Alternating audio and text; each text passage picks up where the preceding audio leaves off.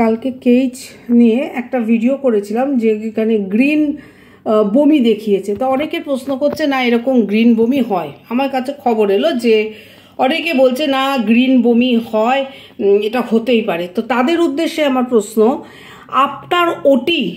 After ওটি কখনো বমি অ্যালাউ করে ডক্টররা? মেডিকেল নলেজ না থাকলে আমার কিছু করার নেই। আফটার ওটি কখনো বমি ডক্টররা অ্যালাউ করে? ইন্টারভেনাস ইঞ্জেকশন দেয় যাতে বমিটা বন্ধ হয়, ডমপেরন, ডমস্টল, জোফার, বিভিন্ন টাইপস অফ মেডিসিন যেগুলো ভমিটিং বন্ধর জন্য আছে সেগুলোকে দেওয়া হয়। এবং যখন ইন্টারভেনাস বন্ধ হয় তখন ওরালি মেডিসিন চলে, কারণ আমাদের স্টিচটা যেটা হয়, ওটির যে স্টিচ সেটা তো একটা লেয়ারে থাকে না, মিনিমাম 5টা থেকে 6টা লেয়ার ধরে স্টিচ হয়। মেডিকেল এবিসিডি নলেজ না থাকলে এরকম বলে দেওয়া যায় যে ভিডিওটা ঠিকমতো হলো না।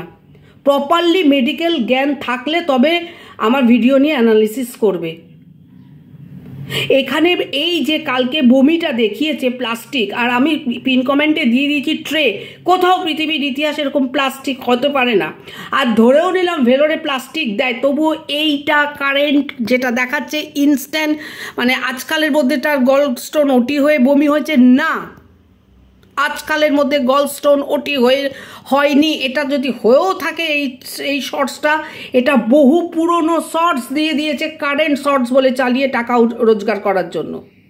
কারণ কোথাও যে কোনো ডাক্তারকে তোমরা জিজ্ঞেস করবে যে আফটার ওটি 72 ঘন্টার মধ্যে বিছানায় উঠে বমি অ্যালাউ করে কি না, জিজ্ঞেস করবে। আমি যে ভিডিওটা করি, বিশেষ করে মেডিকেলের ওপর যদি কোনো ভিডিও করি, তার মধ্যে 4 আনা ভুল থাকে না, সে কনফিডেন্স রেখে ভিডিও করি। কারণ মেডিকেলের এবিসিডি নলেজ আমার ভালো মতো আমার আছে।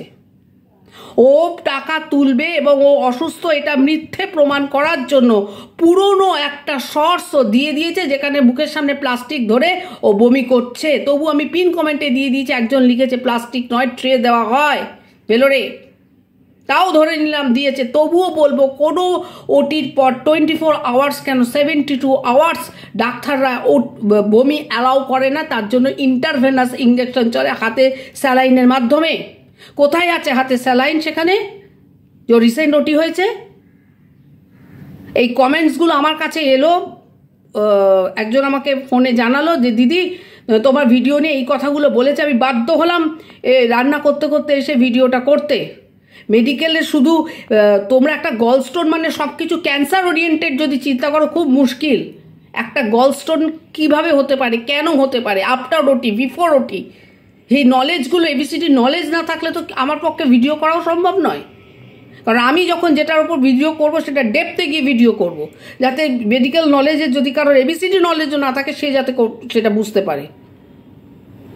তোমাদের কথা অনুযায়ী যে সবুজ বমি হয়, বেশ মেনে নিলাম সবুজ বমি হয়। তোমাদের ভেলোরের ডাক্তারকে জিজ্ঞেস করো তো ওটির সাথে সাথে বমি অ্যালাউ করে কিনা, খাটে উঠে সাথে সাথে বমি অ্যালাউ করে কিনা। মানে তোমরাই তো ওকে প্রশ্রয় দিচ্ছ যে ও মিথ্যা কথা বলুক, মিথ্যা কথা বলে পয়সা উপার্জন করুক। তাহলে তোমরা চিৎকার করছো কেন যে পয়সা তুলছে করে? তোমরাই তো ওকে লাই দিচ্ছ মিথ্যা কথা বলার জন্য। যাকগে, যেটুকু বললাম, আমার কোনো ব্যাপার না। আমি যেখানে মিথ্যে দেখবো আমি বলবোই। আমি কোথায় ভিডিওর মধ্যে মানে আমার মিথ্যে ভিডিওটা হয়েছে, ভিডিও ঠিক হয়নি প্রমাণ দিয়ে দেখা। আবারও বলছি, যে শর্টস দিয়েছে ওটির পর, সেই শর্টস এই ওটির নয়, গলস্টোনের ওটির পর নয়।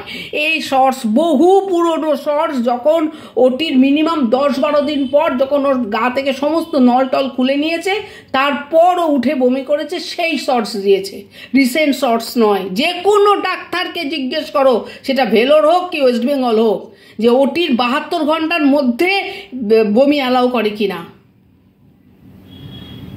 আশ্চর্য। যাকগে, এই কথাগুলো এইমাত্র আমার কানে এলো বলে আমি এই ভিডিওটা করে দিলাম। কেইচের পার্ট 2, যারা আমার কথা যুক্তিসঙ্গত মনে হবে প্লিজ কমেন্ট সেকশনে কমেন্টস করে যেও। ওকে, বাই।